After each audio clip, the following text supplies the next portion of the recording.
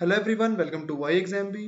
दोस्तों, एक good news है आप सभी के लिए। आईबीपीएस ने एक न्यू नोटिफिकेशन रिलीज किया है जिसमें कुछ वैकेंसीज आईबीपीएस के द्वारा रिलीज की गई है। ये किस टाइप की वैकेंसीज हैं, इनका एलिजिबिलिटी क्राइटेरिया क्या है, सिलेक्शन प्रोसीजर क्या रहने वाला है और इंपॉर्टेंट डेट्स क्या है, जैसे कि ओपनिंग डेट क्या है, फॉर्म की क्लोजिंग डेट क्या है, ये सब बातें हम इस वीडियो में करने वाले हैं।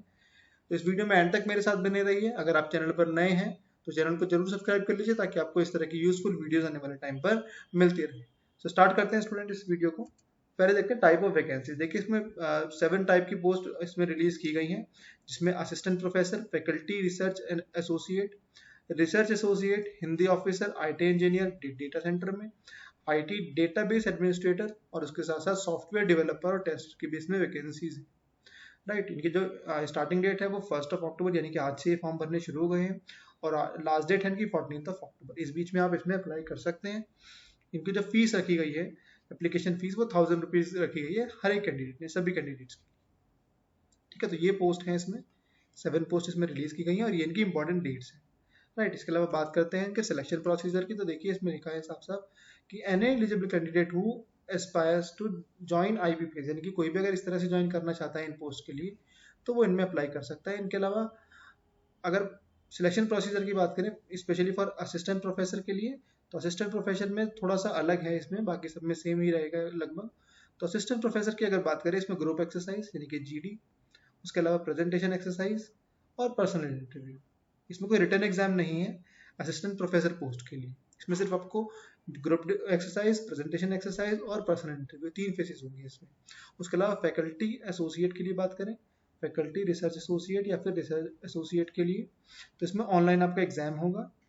राइट, उसके अलावा आइटम्स राइटिंग एक्सरसाइज होगी और ग्रुप एक्सरसाइज होगी। इसके अलावा पर्सनल इंटरव्यू इसमें भी होगा।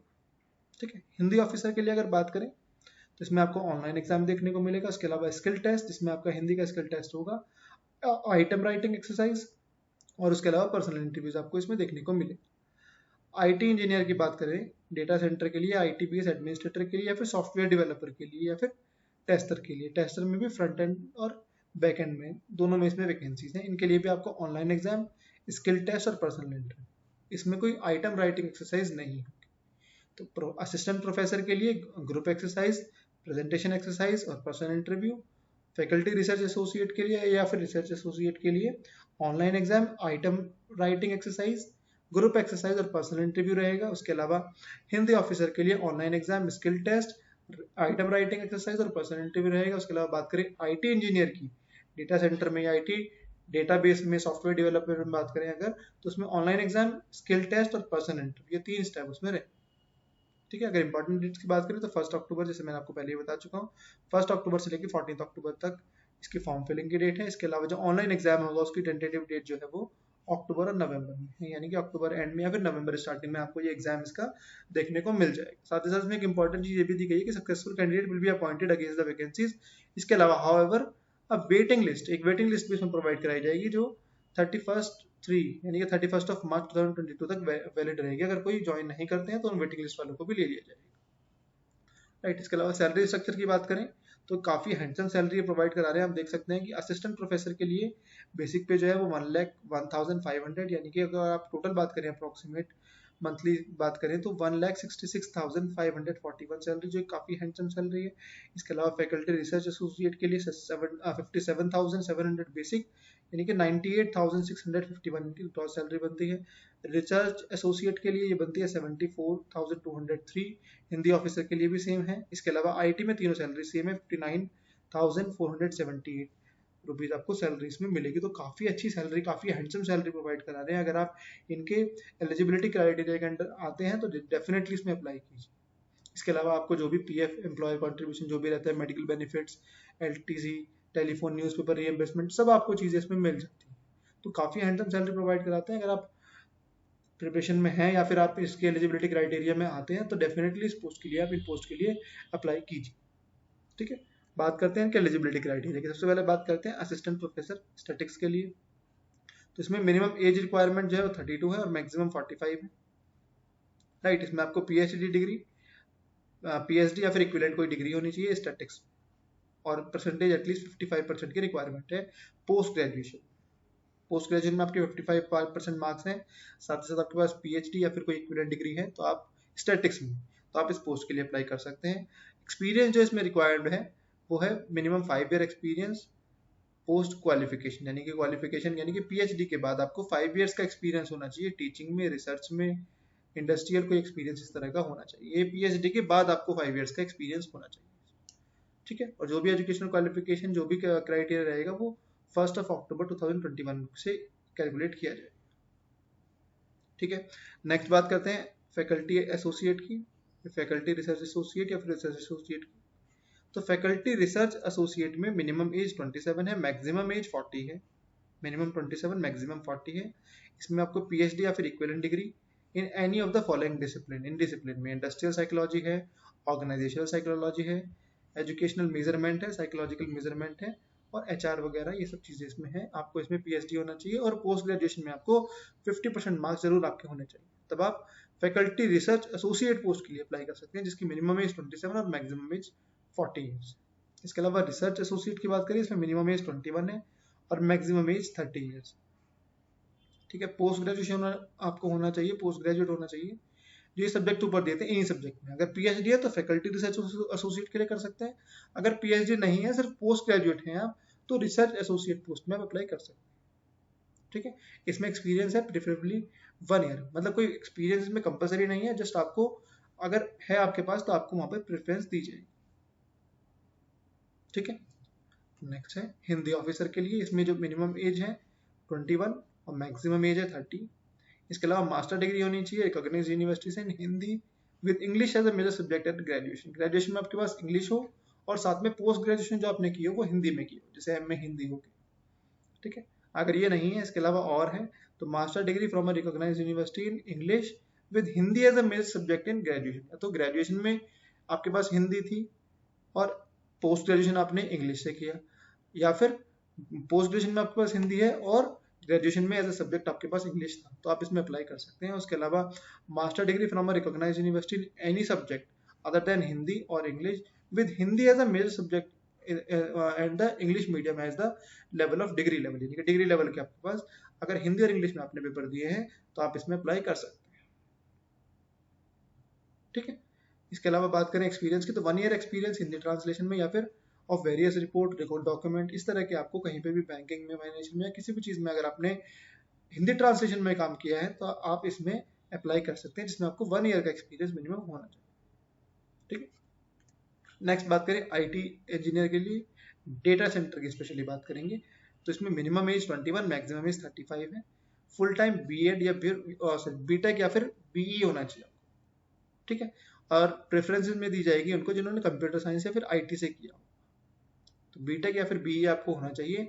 प्रेफरेंस उनको दी जाएगी जिन्होंने कंप्यूटर साइंस या फिर आईटी से बीटेक या बीई किया, ठीक है। इसके अलावा एक्सपीरियंस की बात करें, 3 इयर्स पोस्ट क्वालिफिकेशन, यानी कि बीटेक या बीई के बाद आपको 3 इयर्स एक्सपीरियंस होना चाहिए इन सब फील्ड में, management and monitoring of data centre performance, है ना, यूपीएस, इन सबको चेक, कुकी, इन सब चीज़ों में आपको, या फिर maintenance of DC hygiene, maintenance of DC operation logs, इन सब चीज़ों में आपको अगर एक्सपीरियंस है तो आप इसमें अप्लाई कर सकते हैं। 3 इयर्स एक्सपीरियंस पोस्ट ग्रेजुएशन, है ना।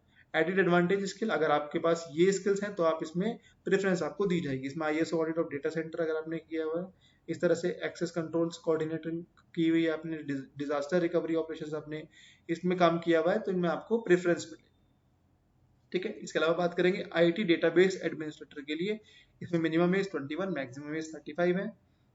फुल टाइम बीई या बीटेक होना चाहिए, या फिर इसके अलावा एमसीए, एमएससी आईटी या फिर एमएससी कंप्यूटर साइंस अगर आप है तो आप इसमें अप्लाई कर सकते हैं। BE, BTech, MCA, MSc IT, MSc computer science अगर आप हैं तो आप आईटी डेटाबेस एडमिनिस्ट्रेटर में अप्लाई कर सकते हैं। इसमें आपको 3 इयर्स एक्सपीरियंस चाहिए पोस्ट ग्रेजुएशन, यानी कि पोस्ट आपकी जो भी क्वालिफिकेशन है उसके बाद आपको 3 इयर्स का एक्सपीरियंस चाहिए। और इसमें किस चीज़ में चाहिए, सेम है, ये सब चीज़ें आप पढ़ लीजिएगा, ठीक है, एसक्यूएल वगैरह में, और नॉलेज ऑफ सर्वर विजुअलाइजेशन, इसमें आपको एक 3 इयर्स एक्सपीरियंस होना चाहिए। अगर एक्स्ट्रा स्किल की बात करें जिसमें आपको प्रेफरेंस मिल जाएगी वो है फेमिलियरिटी विद ओरेकल, अगर आपने ओरेकल में काम किया है, मैंगो डीबीएस में काम किया है तो आप इसमें अप्लाई कर सकते हैं। इसके अलावा बात करें अगर सॉफ्टवेयर डेवलपर की और टेस्टर की, फ्रंट एंड और बैक एंड दोनों में ये वैकेंसीज हैं। इसमें भी मिनिमम एज 21 और 35 है। आपने full time BTech, BE, MSc IT, MCA, MSc computer science अगर आपने किया है तो आप इसमें अप्लाई कर सकते हैं। इसके अलावा 3 इयर्स आपको एक्सपीरियंस है end to end 4 end back end process में, फ्रंट एंड और बैक एंड प्रोसेस में आपको होना चाहिए, सॉफ्टवेयर डेवलपिंग में, टेस्टिंग में, HTML CSS में, जावास्क्रिप्ट में, पाइथन में, लाइनक्स वगैरह में अगर आपने काम किया है कहीं पर, तो यहाँ आपको ये आपकी क्वालिफिकेशन एसेंशियल है। इसके अलावा एडिट में बात करें तो एडिट में नोड JS, अजार या फिर jQuery में अगर आपने काम किया है, बूटस्ट्रैप में आपने काम किया है, DBMS में आपने काम किया है, तो आपको इसमें प्रेफरेंस मिल जाए। अगर आप इन एलिजिबिलिटी क्राइटेरियाज में आते हैं तो डेफिनेटली इस पोस्ट के लिए, इन पोस्ट के लिए अप्लाई कीजिए, क्योंकि काफ़ी अच्छी पोस्ट है, काफ़ी हैंडसम सैलरी दे रहे हैं और जॉब सिक्योरिटी भी काफ़ी। इसके अलावा बात करें इसके एग्जाम पैटर्न की, तो देखिए जो प्रोफेसर की वैकेंसी थी सबसे पहले जो मैंने आपको बताई थी, है ना, उसमें असिस्टेंट प्रोफेसर की अगर बात करें तो उसमें कोई एग्जाम नहीं है, उसमें सिर्फ आपको एक ग्रुप एक्सरसाइज देखने को मिलेगी, इसके अलावा आपको प्रेजेंटेशन देनी होगी। लेकिन अगर बात करें फैकल्टी रिसर्च एसोसिएट के लिए, तो इसमें आपको एप्टीट्यूड टेस्ट मिलेगा, जिसमें आपको इंग्लिश, रीजनिंग और क्वांट ये आपको देखने को मिलेंगे। 60 क्वेश्चन होंगे और 90 मिनट्स का आपको टाइम मिलेगा। इसके अलावा प्रोफेशनल नॉलेज की अगर बात करें, जो सेकंड पेपर है आपका टेस्ट 2 है, उसमें बेसिक स्टैटिक्स आएगी आपकी, जैसे descriptive and inferential research methodology और साइकोलॉजिकल टेस्टिंग आपको देखने को मिलेंगे। ये आपके 30 क्वेश्चन रहेंगे, 30 मिनट्स में आपको करने। इसके अलावा बात करें IT engineer, data centre, IT database administrator, तो IT वालों का जो भी है उनके सब सेम है उनका। उसमें आपको एप्टीट्यूड देखने को मिलेगा 50 क्वेश्चंस, 50 मार्क्स का। इसके लिए आपको कॉम्पोजिट टाइम मिलेगा 90 मिनट्स का, और जो वर्जन रहेगा, जो मीडियम रहेगा, वो इंग्लिश रहेगा। साथ में सेकंड पेपर जो मिलेगा आपको, सेकंड टेस्ट जो होगा वो प्रोफेशनल नॉलेज का होगा, 50 क्वेश्चन 50 मार्क्स, टोटल 100 क्वेश्चन हो जाते हैं, 100 मार्क्स। एक कॉम्पोजिट टाइम मिलेगा 90 मिनट्स। ठीक है, बात करते हैं अदर पोस्ट यानी कि पोस्ट ऑफ रिसर्च एसोसिएट की, तो इसमें आपको रीजनिंग, क्वांट, इंग्लिश और general awareness 50 question 50 marks, 50 question 50 marks, इस तरह से 50-50 क्वेश्चंस के 4 सेक्शन आपको देखने को मिलेंगे। रीजनिंग, क्वांट, इंग्लिश और GS, जनरल अवेयरनेस 100 क्वेश्चन हो गए, 200 मार्क्स के। सेक्शनल टाइमिंग आपको देखने को मिलेगा, रीजनिंग के लिए 45 मिनट्स, क्वांट के लिए 40 मिनट्स, इंग्लिश के लिए 35 मिनट्स, जनरल अवेयरनेस के लिए 20 मिनट्स। इस तरह से 2 आवर्स 20 मिनट्स यानी कि 140 मिनट्स आपको देखने को मिलेंगे। जो मीडियम रहेगा वो इंग्लिश मीडियम। बात करें हिंदी ऑफिसर की पोस्ट के लिए, तो इसमें आपको reasoning, English language, general awareness और हिंदी लैंग्वेज ये आपको देखने को मिलेंगे, यानी कि इसमें आपको क्वांट देखने को नहीं मिलेगा, क्वांट के अलावा आपको हिंदी देखने को मिलेगा। ठीक है, 50 क्वेश्चन 25 मार्क्स रीजनिंग के, थोड़ा सा एग्जाम पैटर्न में, थोड़ा मार्किंग स्कीम में डिफरेंस है। English language 50 question 50 marks, general awareness 50 question 50 marks. लेकिन हिंदी में अगर हम देखें 50 क्वेश्चन 75 मार्क्स के देखने को मिलेंगे, यानी कि 1.5 मार्क का आपको 1 क्वेश्चन देखने को मिलेगा। सेशनल टाइमिंग है, रीजनिंग के लिए 35 मिनट्स, इंग्लिश के लिए 35 मिनट्स, जनरल अवेयरनेस के लिए 20 मिनट्स और हिंदी के लिए 50 मिनट्स, क्योंकि हिंदी पे ज़्यादा फोकस करें, क्योंकि हिंदी ऑफिसर की ये post. 200 question, 200 marks, 2 hours 20 minutes का टाइम, यानी कि 140 मिनट्स का आपको टाइम मिलेगा। इसमें हिंदी को छोड़ के बाकी सभी का मीडियम इंग्लिश ही रहेगा, और हिंदी आपको हिंदी में ऑब्वियसली देखने को मिलेगी। तो ये इसका एग्जाम पैटर्न हुआ। इसके बात करते हैं सर्विस बॉन्ड की। इसमें देखिए, for the post of assistant professor and statics, assistant professor की पोस्ट के लिए, और फैकल्टी रिसर्च एसोसिएट और हिंदी ऑफिसर की पोस्ट के लिए, at the time of joining the service of IBPS, the selected candidate is required to execute a service bond for serving for a minimum of 3 years. 3 years के लिए आपको ये fill करना, ठीक है, with effect from the date of joining, और else shall pay an amount of 2 lakh rupees. अगर नहीं करते हैं 3 ईयर्स का, तो आपको 2 लाख रुपीज वहां पर पे करना इस सर्विस पर। ठीक है, फॉर IT इंजीनियर, IT जो IT रिलेटेड पोस्ट है उनके लिए, at the time of joining आपको service bond for minimum period of 2 years के लिए आपको साइन करना होगा। अगर नहीं कर पाते हैं उसको पूरा, तो आपको 1 lakh rupees as a penalty या फिर एज अ सर्विस आप बॉन्ड आपको देना होगा। ठीक है, तो ये थी इसकी जानकारी स्टूडेंट्स। आई थिंक सभी चीज़ें मैंने कवर कर दी है। अगर आपको इसमें कोई भी डाउट है, कुछ पूछना चाहते हैं पोस्ट के बारे में, किसी भी पोस्ट के बारे में, तो आप इस वीडियो के कमेंट सेक्शन में लिख सकते हैं। बाकी काफ़ी अच्छी पोस्ट है, अगर आप एलिजिबिलिटी क्राइटेरिया के अंडर आते हैं डेफिनेटली अप्लाई कीजिए। काफ़ी एक स्टेबल जॉब है और आपको हैंडसम सैलरी है IBPS प्रोवाइड करता है। So all the best students, keep learning.